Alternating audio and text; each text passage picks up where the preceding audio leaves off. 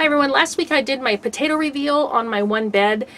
I forgot to earth up. I got busy and sidetracked and just didn't get out here to do it. So the flowers had come on and I pulled up a few like I usually do, because as soon as the flower comes on I want to get some new potatoes, and usually I make breakfast for me and my husband of a few little potatoes. And when I pulled them, I only had 1 or 2 potatoes on the thing, and then I got to looking and they were only about the 8 inches down that I had put them originally, and I'm like, oh my goodness, time slipped away. And so I figured what I would do is just pull them, because there's no sense on worrying about 2 potatoes getting big when I'll just pull them. And I had a bunch of my potatoes still in here, and the chits still weren't chitting very well, and that's really unusual. I had a hard time getting my potatoes to chit this year.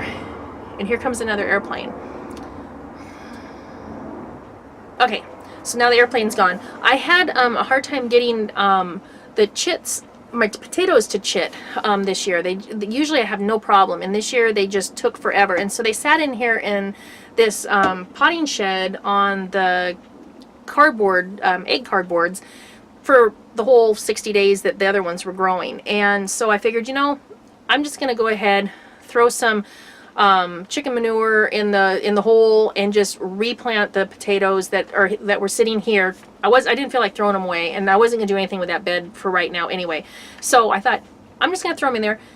We'll see what grows. And I have to fill that bed up with about another 6 to 8 inches of soil anyway. That's what I was gonna do with the potatoes being in there, but I never got to get any more soil, and I started doing the other beds out here and just kind of left that bed. So now if the potatoes do start growing out there, then I will start earthing them up, and then we'll see how long it takes before we might be getting rain or whatever. But I will cover them to keep most of the rain off the potatoes in September if we start getting bad weather in August.